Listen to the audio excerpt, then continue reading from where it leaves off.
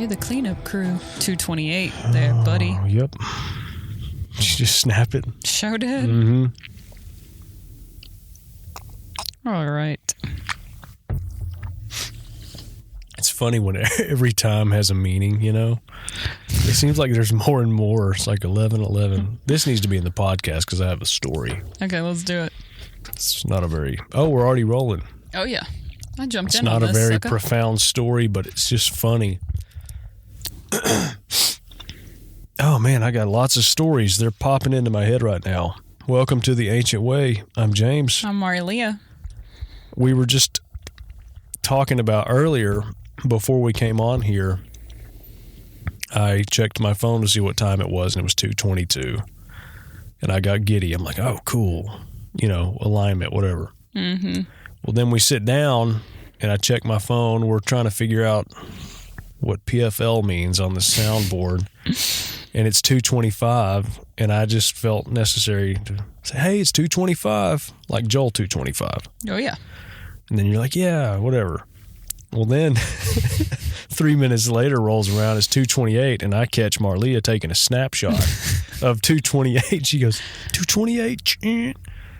It's funny how much we value whatever time it is, but like there's significance in all these numbers and stuff. And it seems like, Oh, yeah.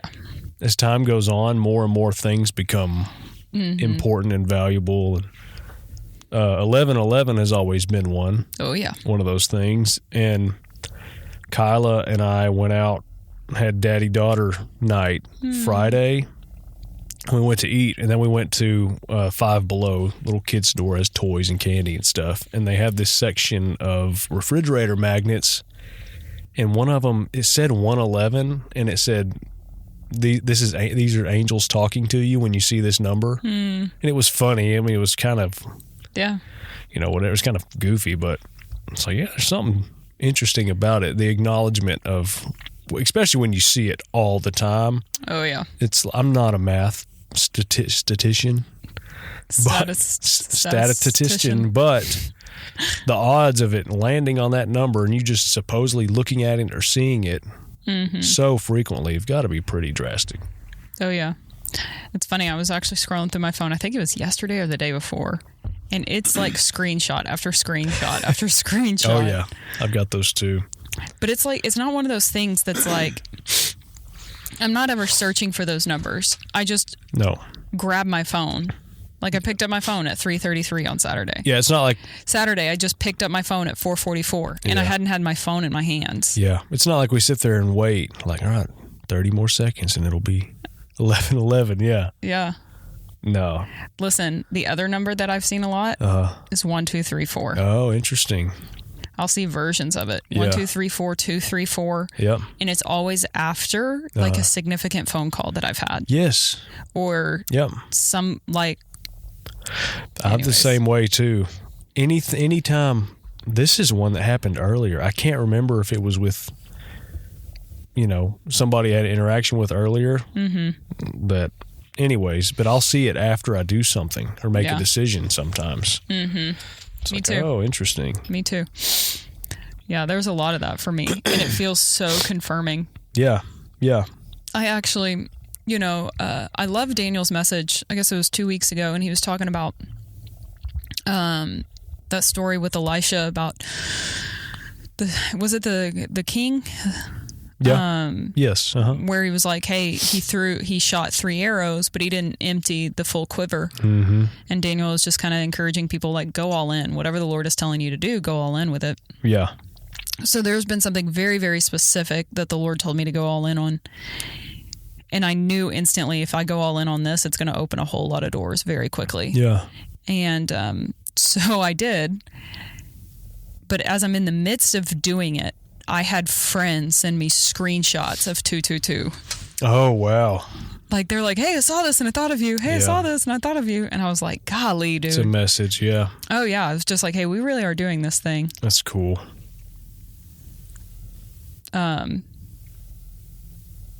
Anyways. Yeah. Well, I had an interesting thing happen. Not an interesting thing. So I was at an event recently, and was it one of those worship conferences? It wasn't a worship. It wasn't one of the many worship conferences that I attend. I don't know why that popped in my head. That's like funny. You went to a conference. Yeah, I went to a worship conference. Oh, no, it wasn't. I guess in a sense, maybe it was, though. Oof. In a weird sense. But I encountered this college professor. And it was at the booth, and there was like a little, anyways, college professor. And we get there, and this professor says, "Oh, hi, who are you with? What do you do?" That kind of thing. And I'm like, "Oh, I'm James." State my name, my job, because that identifies me. And that gives you clout to have a conversation. Yes. And this professor says, "Tell me more." And then it turns into, now, and I instantly feel like, I'm being tested.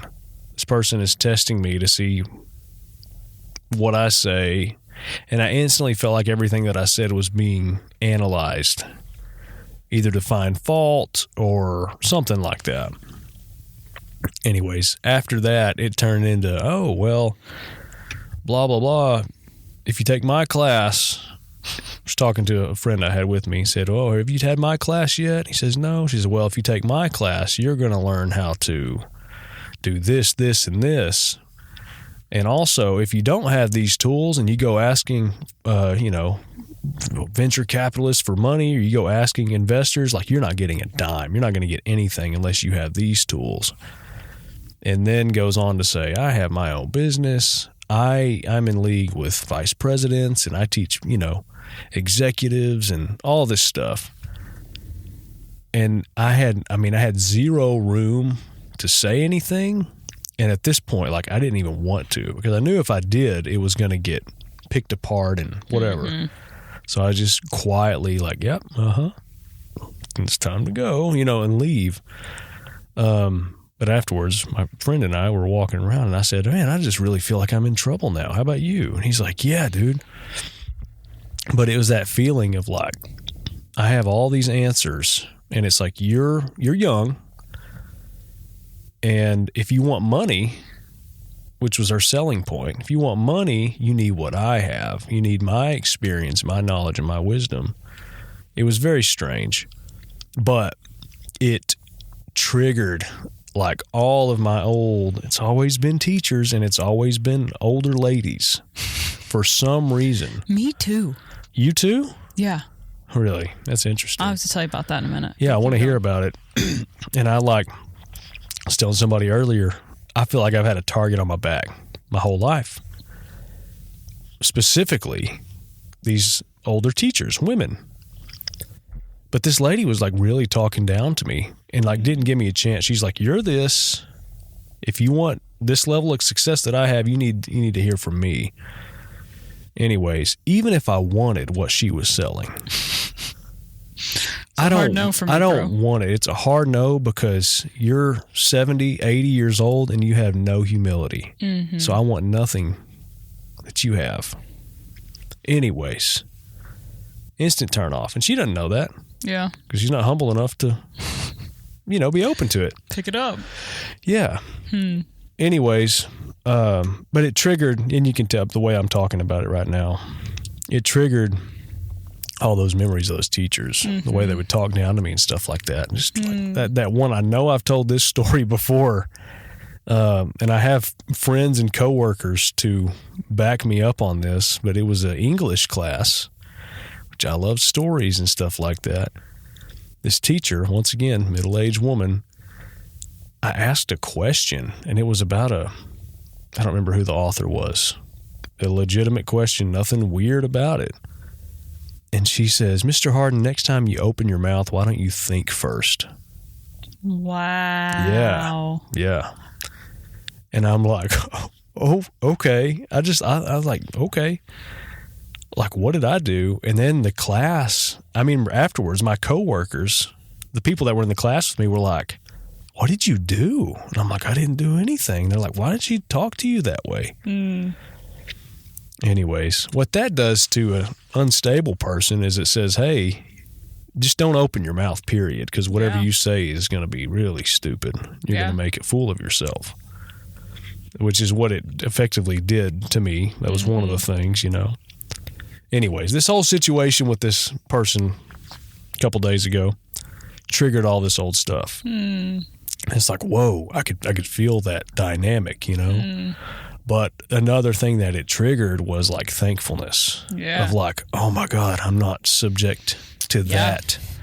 I'm not subject to that thing they throw over you. And I actually have the tool to deal with this right now. Yeah.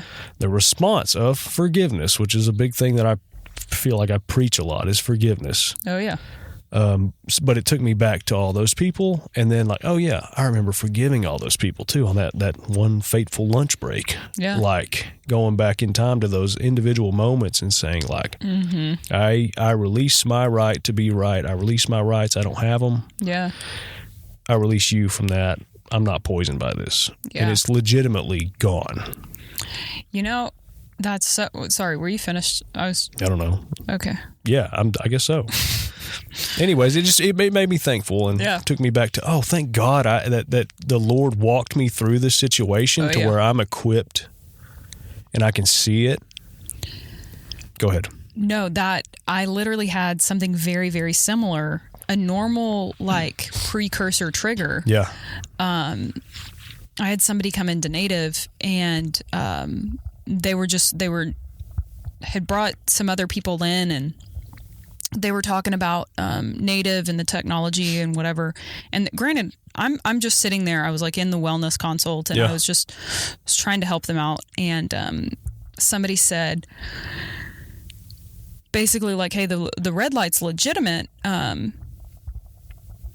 because the doctor over Native, he's got one in his house. And I just kind of like looked sideways and I was like, there is no MD over. I didn't say anything, but my normal, interesting. My normal trigger would have been like, defend myself. Like, who do you think you are saying that? Oh yeah. Like, that's very disrespectful for me. Right. Like, you kind of just spit on me. Yeah. We did have a doctor that was over the IV stuff, but not over Native. Like there's never been a thing. Not an MD. And anyways, but in that moment, it was the most beautiful thing because a normal trigger where I would have been like offended by that, I could watch it. Yeah. And I was like, wow, that actually hurt my feelings. But I could recognize that it hurt my feelings. Yeah. And instantly, like after they left, I went and sat in the sauna and I could feel myself channel blessing back over them. Yeah. And I was like, oh no, like, it was a normal response. Like, hey, that felt very disrespectful, but that's okay. Yeah. Like, but then I got to see the picture for what it was and I got to see where they were at. Yeah. Of just like, oh, they were just really anxious in that. And then I got to pray and I got to bless them. And I realized, I think a lot of the things, the triggers, right? And even if it's going back to something that is very familiar, is because it's when we're given the opportunity to pick up our power in that moment versus just like, oh, well, man, that's really cool. I wasn't triggered anymore. Yeah. Like, that's cool. I think like there's another step of like, no, wield your power. Yes. Wield your power. Wield your power in that moment where you actually release the love of God over them. Yeah. And like, if that felt conflicting, maybe the conflict had nothing to do with you. Right. Or maybe the enemy came knocking on a door and he actually saw nothing. Yeah. And so you actually can celebrate the same thing with Thanksgiving of like, oh, like I felt that. I was like, I was very thankful that I didn't have the trigger that I normally would have had. Yeah. Well, and thankfulness for like, I'm not falling for the trap of contending for the way that I'm viewed or it's you almost like, you didn't get me there. Nice try. Yeah. Yeah. I literally felt like I was in the Matrix. That's like cool. I caught it. I was like, ha. Yes. That's it. I mean, literally, only thing that truly really matters is what the Lord says about you. Totally. If you have that squared away, you don't have to defend yourself, you know? And it's kind of like with that particular, my situation, it's like no humility there. Like, dust off your shoes and go the other way. Like I don't have to Oh, yeah. Do this. That's what the Lord told me. So for those, I haven't really publicly told anybody. I've told a few people, but I guess I can start publicly telling people. Yeah. I've actually been going back to school to become a functional medicine doctor. Wow. And you can call yourself a functional medicine doctor, but it's a practitioner with the focus of Ayurvedic medicine. Okay. And I haven't really told anybody. I've kept this like super low key. It's all online stuff. So it's, fitting it in when I can. And anyways, but I thought it was so cool that test, because that's what the Lord told me. Mm-hmm. Because I was so anti, I was like, I don't want to freaking, I will not be subject to these games is what it feels like. Right. Like the MD card or the ND cards or this doctor of chiropractic. Like I was just like, I can't bow to that. Yeah. Like it just didn't. Anyways. And then the Lord was telling me one day, he said, hey, the accreditation and the letters behind your name are actually for other people. It has nothing to do with you. Yeah. He said, you've already been approved and accredited by me. Yeah. And I've given you this platform. Yeah. This is to hit other people. This is to bring them in. Yeah. So they feel safe. Yeah. And once he gave me that, I was like, okay, then I'll do it. Yeah. But then I wouldn't tell anybody because I was like, I don't want anybody to know. I was going to say midway through the story, like I'm scared of what you're going to say at the end of this because I feel the same way. Like I don't want any. Yeah. I was like, no. Yeah. That's something to it. But then the Lord actually was like, hey, like you can do this. Mm-hmm. And actually gave me a door that was so, it felt so right to me. Yeah. To be an expert in Ayurvedic medicine. Yeah. I mean, that's actually where my roots are anyways. Like I love Chinese medicine and the energy and I mean, technically Ayurvedic is more like Indian, but like Chinese, and I love Chinese medicine too. Yeah. So something real clean about it and wholesome and well, it's ancient. And ancient, yeah. Well, but anyways, so the moral of that being like when that situation happened, when somebody brought that up about like the doctor over native, it was like, oh, there's actually no root here. Yeah. Like you've got nothing. Yeah. And also you don't even know what's going on behind, like, you don't even know behind the scenes. Yeah. It's kind of that thing of like Jesus. I always picture Jesus sometimes being like, you don't even know who I am. I know. Yeah. Yeah. Like the Pharisees when they talk trash to him. Yep. I always picture him being like, you just don't even know who I am. Right. I know. And even some of those people that really wrong you, that treat you like trash, it's like, hey, if the lights were flipped on, like I would be saving your life. Yeah. Like you don't know what I would do for you. Mm-hmm. Bro, that will preach. With a lot of people. And it's, even though they treat us like trash, talk down to us, it's like I would still pick you up. I'd go to war for you. Yes. Yeah. And they don't know that. Mm-hmm. Which I think that's actually something, that I feel like is one of the greatest gifts I got to walk out this last year in 2023. Oh, yeah. Yeah. Is like ruthlessly blessing behind the scenes. Yeah. Like, taking that thing like a dog and just, I'm not letting off. Yeah. I'm not letting off. Yeah. That's what he did going to the cross. Mm-hmm. And before, throughout that whole thing is like, oh no, you just ruthlessly go after it. Yeah. Keep going. Yeah. Mm-hmm. The joy set before him. But it's like one day, I think people will be able to see all these little things like, oh man. I've randomly pictured that actually a lot of what it looks like when people cross to the other side. Yeah. And then they wake up. I've been thinking about it. And they're like, oh, dang, dude, I'm so sorry. I didn't even realize that's probably where the gnashing of teeth comes into play. Yeah. Of like, oh my gosh, I thought about that too. Yeah, I thought about, have you ever seen those, like the old, like Baptist pastors, the really old ones that are screaming at you and then they call you friend? They're like, trust me, friend. And it's like, why don't you piss in my ear and tell me it's raining? You're calling me friend, but everything about your demeanor, the way you're talking to me, is contrary to the definition of friend. I'm your enemy. Right, yes. But like even some of those people that are so hell-bent on that and just that rage, and it's like, what if you go to the other side and it's like, hey man, wrong game. Yeah. One, it'd have to be a relief of like, oh my God. But two, I don't know what regret, if it's even a thing at that point. But I feel like it'd be like godly sorrow. Yeah, or just like, okay, now I see, nothing to sit in, but just now I see. And it's like all of those things, there's got to be grace for those dudes, men and women, because they totally are doing what they believe, with conviction. Yeah. I saw one guy on a video, and I don't remember what he said. He said, I can disprove the Greek translation with the King James. And like got his jacket like this, and it's like, anyways, wow. Yeah, just crazy. It's like, you are so sold 100% all in on the translation. Yeah. A newer translation, missing the point completely. But it's like, yeah, what happens on the other side when you flip and see like, oh. And I think about that too. Like, I want to flip and say, like, if you can put yourself in that position, and then say, like, right now, like, man, have I raised the dead, or like, are we just living out this miraculous, redemptive life, like restoring creation, being the Lord here? I've thought about myself like crossing over, like. I know this sounds weird, but I always randomly, all right, let's get weird. Yep.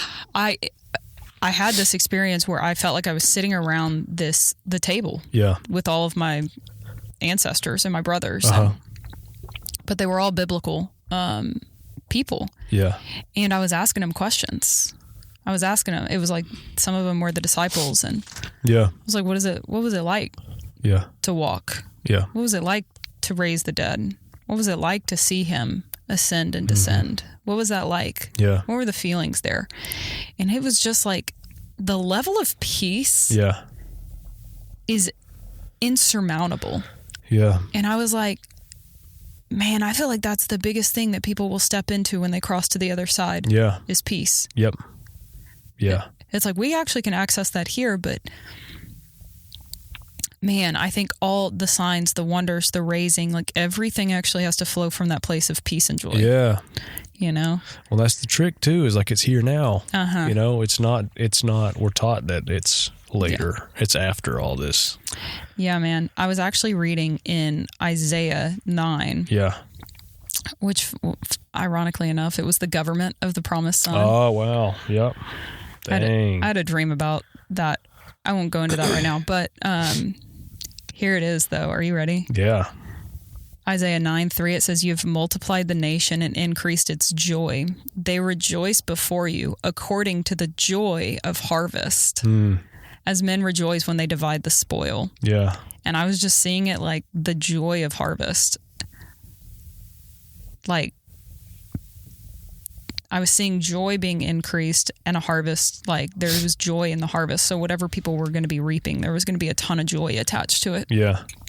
But I think that with every ounce of joy, there is peace. Yep. Like, you don't have joy without peace. Yeah, right. Yeah. You just can't. Yep. Even if you're happy. It's almost like anxiety and joy don't coexist. No, they can't. Yeah. But going back, I mean, just on the subject of like having that stuff here and now, and like looking back and saying, oh man, that was available. Like, that was there. Yeah. I see a lot of like influencers and stuff, and I hear people not just like in person talk about this kind of stuff, and like, I'm not going to go into the acronyms again, but that kind of stuff, like the whole self-improvement, like worshiping self-improvement. Yeah. I'm like, a lot of it's cool, but just go to the source and get it there. Oh, yeah. That's my thought on it. It's like rock, paper, scissors. Just go to the source, and he'll take care of all that stuff. It's a shortcut. Yeah. All this stuff is pretty and neat. Even these old philosophers, they got some cool stuff to say. And I've read it and listened to some of it, but just go to the source and get it. Anyways, yeah. I saw one of those old philosophers, a quote, and he said something that I was like, it made me think of what we're talking about now.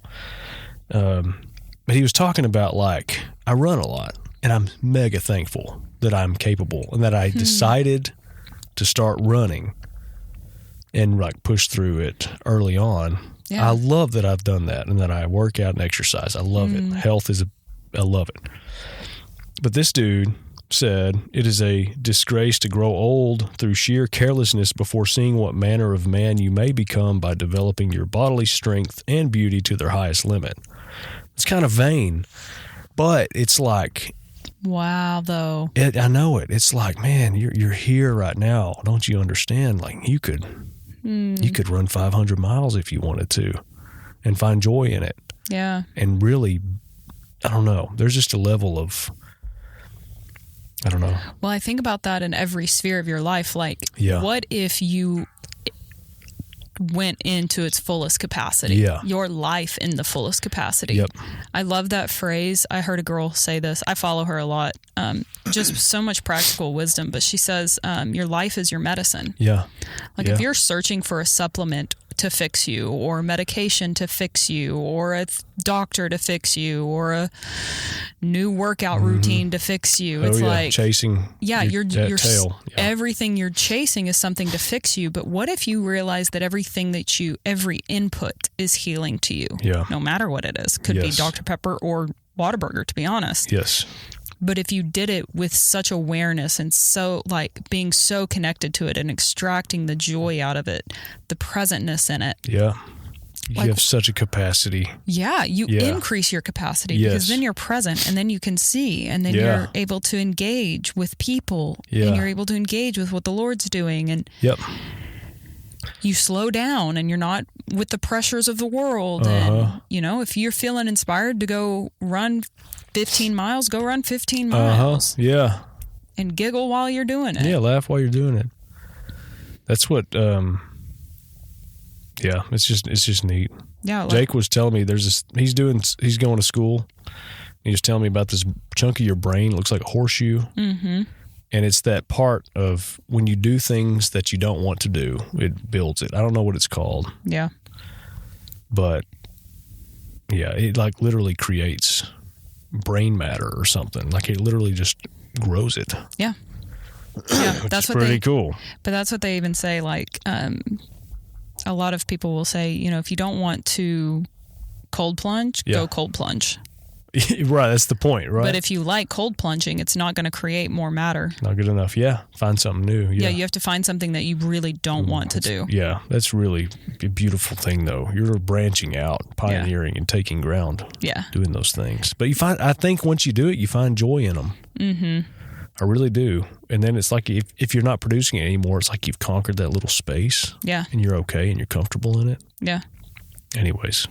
That's the one thing I can really value about David Goggins. Yeah. That dude is wild. I do too. But I don't know that whenever he does some of these really extreme ones, I don't think it's that difficult anymore for him. No. It seems like it's awful suffering and stuff like that, but I don't think if I'm him, I think he's made it that far and earned it, and he's just like, it's probably not that hard to him because he's went out there. I love that he's like, you get comfortable with uncomfortability. Yeah. Yeah. It's like, what if we all live like that? Oh, I know. Like, I listened to Bob Jones the other day, and he was talking about, the only way that you really live by faith is to embrace one word, and it's RISK. Yeah.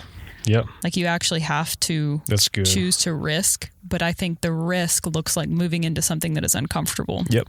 Yeah. Whether it's laying hands on the sick, raising the dead. Yeah. Like you don't get comfortable doing that. Yeah. You practice it. Yeah, you practice it. But it's like grab your authority and take it into that zone. Yeah. And change it from the inside out. Yep. Is what it is. Yeah. But you have to recognize that you have it. Yep. And that you can be powerful in the uncomfortability. Yeah. Yeah. Because I think there's like you and I were talking about this today. I see there's like, maybe this is my black and white thinking, I don't know. But there's like two paths. Yeah. You either have a resolve that I'm just going, even if I'm uncomfortable. Yeah. It doesn't matter. We're just doing it. The way is forward. Yeah. Or you have this other mindset that's like, if it's uncomfortable, I will sit down, I will retreat, or I will turn around. Yeah. I will do something else. I'm not going to keep going. Yeah. And I think the way of the kingdom is you always go forward. Yeah, I do too. It's like it is that resolve. Yeah. And it's like, man, it's because we were created to be that's comfortable in the uncomfortable. It's got to occupy your being, you know, as your priority. Yeah. And it's the most fulfilling thing in the world. I think about it too. Even when like early on when you make that, I don't even know if it's a moment. Sometimes I guess it could be, but sometimes it's just like, this is just the way it is now. Yeah. This is where we're going.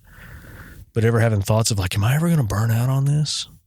Is it going to slow down, or am I going to run out of, is he going to quit talking to me at some point, or like, and it's never happened. There's constantly growth every single day, week. I feel like it only gets brighter and brighter. It does. For me, like the experiences, and I know it's not about experiences. I know that. Yeah. But they get weirder and weirder. Mm-hmm. And it's beyond the zeal phase. Like when you first step into it, it's like, oh my God, this is I don't know. Great. It feels like the zeal. It feels like the zeal of the Lord. Yeah, but you get past that first initial part that people kind of have a record of hitting that and then going down. It's like, there's no... Yeah. Not if you lean in. No, not if you lean in. Lean in, it'll freaking... Yeah, it's good. It will explode, dude. It's good. It's 3:00. Yeah. It's 3:00. All right. Okay. I'm going to give one little challenge. Yeah. We do challenges good. I encourage everybody this week, if there's something that you're like, God, man, that would be really uncomfortable. Yeah. I don't know if I really want to do it. Yep. I challenge you to go do it. Yeah. No matter what it is. And then send us an email and let me know. Oh, yeah. Because I flipping want to know. And if nothing comes to mind, find something. Just find something a little bit uncomfortable. Yeah. Go find something. Yeah, do it. Maybe do it a couple days in a row. Yeah. Maybe make a little habit of it. You know. That's good. That's a good challenge. Lean in. Yeah. Goodbye. Same as always. I said good day.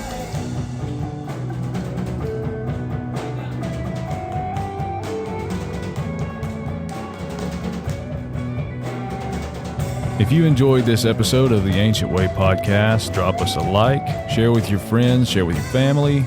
And if you would like to support us and what we are doing, and you would like to play a direct role in our growth and things that we do in the future, we have a donation spot at the bottom of our show notes. So you can click on that, give however much you want. We appreciate absolutely everything. We appreciate our listeners. And everybody that's already come alongside and encouraged us, and even everybody that's been on our show. So thanks, guys.